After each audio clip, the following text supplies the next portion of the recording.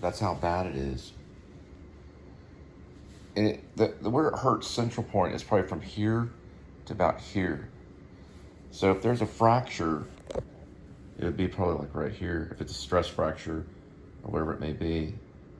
And it's real tender.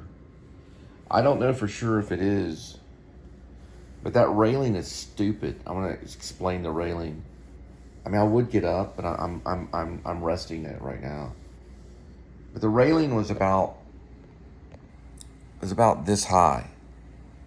It's about chest high. So it was almost like, oh yeah, I can jump over this. You shouldn't make railing like that, because a kid could get up there, try to jump over it and hurt himself. Dude, my cat. What in the world? Ugh. Yeah, he had been peeing over. He peed or peed on a lot of stuff. He peed on the ground. So we had to buy this anti-urine stuff. But anyway,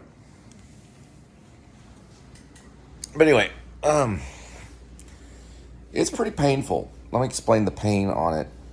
If I move like that, it hurts, especially like right here. And if I move underneath the muscle here, it hurts like right here. And it's pretty painful. And I used to be the type that I'd jog 6 miles a day, literally. When I lived in Los Angeles and I was auditioning for movies, I would run 6 miles a day, or as close as I could get to it a day. And this is a pretty bad injury right here. You can see it could be more than just a bruise, but I have to keep going with dropping food off at the doorstep. You know, I don't have any backup right now on the matter, but it's pretty serious. I stopped jogging for a while when I moved here because of some personal reasons. But I was jogging in Carrollton. When I lived in Carrollton, I was jogging quite a bit. Maybe 2 or 3 times a week. Which, if you don't jog at all, then you realize how much you were jogging. Now, I jog every day, but for personal reasons now, I'm only focusing on work. But I try to run up and down the stairs, or I try to, jump over a fence to get some exercise, and that's what happened to me. Right there. I get it checked out too, but I don't have any health insurance. And I don't really believe in sickness per se. I know guys have broken things and have been able to go on. I believe a lot of sickness you kind of have to buy into. But I know that people can get hurt. I'm not stupid. I use common sense. But I think sometimes people pamper injuries and they obsess over injuries. And this one, the pain mostly isn't right there, believe it or not. I put some antibacteria, some Neosporin. I put that on that. But the injury actually is right. I'm going to show you exactly where it's at. Where it's the most tender, right there. It's the most tender right here.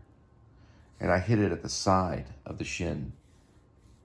Now, it is tender there, okay? But it's very tender here. I mean, very tender. Where it feels funky when I walk. And when I move the calf muscle, I can feel it all up in here. But it's not real tender there. It's just it kind of feels a little achy. But where it gets tender, right there. Right there. When I press on that right there, it's very painful right there. From there to there. So when I hurt my chin, when I got punched at Burger King, I thought my chin was broken. And I iced it for a long time. I thought it was a slight stress fracture. I waited 1 year, and then I went into the doctor finally and had my chin x-rayed. And it turned out that it was not a stress fracture. It was only in my imagination. So it probably would be more swollen if it was a stress fracture, and I probably wouldn't be able to really walk on it. But I don't know because I'm not a doctor. But I do study medicine. I do study medicine and stuff. And I would say that at the most, it would be a slight stress fracture, maybe. But that doesn't mean it can't heal, you know. But I was stupid because I just thought, well, I'll just hop over this railing, you know. And then I looked down at my leg afterwards, and I didn't know how bad it was, you know. I did not know. This one's okay though. This one's the good one. It's perfectly fine. I've never broken this leg. This leg is nothing wrong with it. This one, you know, and I've met some dancers and they say just moving the leg through the air actually is good to do for therapy. Just moving it and going like this. And what happens is my ankle has been broken. So this has been broken where I did have to go in. And I knew I would have to go in, and I did. And I was a skateboarder. And the stress fracture was right here. And this is when I was 15. It was, 25, 35, 45. It was more than, let's say 25, 35, 45. It was more than 35 years ago. 25, 35, 45. Yeah, it was 35 years ago. And I asked the doctor, I said, will I be able to walk again? He said, yeah, you'll be able to walk again. And I even jog. But he said, when you get older, you're gonna feel it more. And it could have been the way that I leaped off of this foot that caused me to have to use my shin to block that railing. Because I didn't leap correctly off this foot. And on the other one, since it was faced the other way, I leaped correctly off the good foot and was able to get over that fence. Then on the other one, because of how the pizza was, and I put the pizza up under the box, I leaped off this one and it wasn't as strong. So to brace myself, the railing landed right here around this area where it's very sore. So we're gonna hope, give another couple more days, you know. The pain level, I'm not going to I'm not going to tell you the pain level. But let's just put it this way. By the time I get home, I'm just on the couch, you know. If I have to get up, I get Linda to go get me something. I've been putting ice on it. I even wrote about it. Sorry, I wrote about it. And it was hurting me, and the cat started meowing. Is he up? No, he's still sleeping. And it was bothering me because little things were bothering me. Oh, there he is. You wake up. Yeah, it looks like he woke up. He's sleeping sprawled out, spread eagle like that. Kind of like how I'm doing. He's got a girlfriend that comes out by the balcony and he just non-stop meows because he wants to go out. We don't have him neutered yet, but we're thinking about neutering him. There's his foot. His other foot right there. He's got black paws. And he's got one pink one. If I can find it, I'll show it to you. Right here, he's got a pink one and a black one. Right here. I just don't want to stress it out, so I'm gonna rest it up for a while and just kind of keep off of it and only use it for work only. I'm able to walk on it, so I can walk around. But I'm just basically putting it up, you know, like in the air like that, and seeing if it actually is slightly fractured or what it may be. I don't know. Hopefully not. But there's where my old ankle, that's a stress fracture. Well, it was not a stress fracture. It was actually a you see the shadow of my foot. You can't really see in the reflection. I can see it, but it cracked. Like my foot was over here when I was 15 and I was skateboarding, and they had to crack it back and they had to put me under So when I was at the hospital, I had to be put under anesthesia, or whatever they call it. And they were going to put a screw in it, but when they cracked it back, they x-rayed it again, and it went back into place, so they didn't have to put an actual screw in it. So I was able to heal and get back to running around and skateboarding. I even got back into skateboarding again, but I finally decided to give up skateboarding. And the most painful part of the ankle was this right here, because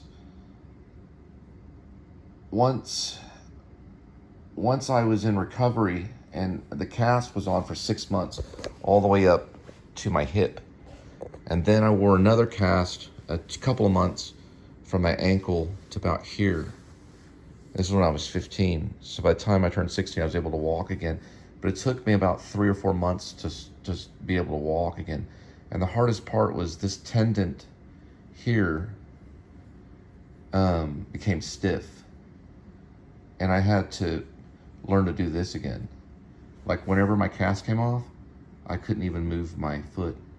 So they had to move the foot, forcibly move it, and get all the scar tissue up all the way from all here, part of the injury. And then they had to push on this over and over and over. Then they had to lift it and pull it back this way and get this part working. Then they had to push this and pull this down, and it was torture. It was very painful. They had to pull this down, and I would scream. It was very painful. My therapy went on for months, and they had to move it this way and move it this way. It was a really bad break. It broke 2 bones here and bent a bone. So there was a bone bent already here, So hitting this foot right here, this whole, this is the foot, okay? We know, we use common sense. We know this is the foot, this is the leg, and this is the shin. But hitting this is still connected to the foot. This is all connected. So by hitting this, it was not a good thing. So it scared me pretty bad. I continued working because, if it broke badly, I'd have to have been taken in to the hospital. But it's, you can hear it kind of cracking, and I can still move the foot around, but it moves differently than this foot. See, this foot moves perfectly. This one I have to think about more. See how it's a little bit out of control? So if I move it, I have to give it thought. This one I can move just freely. This one, I have to be a little more careful on when I'm moving it around. So if I were to do this, see the difference in the movement? See, they move differently.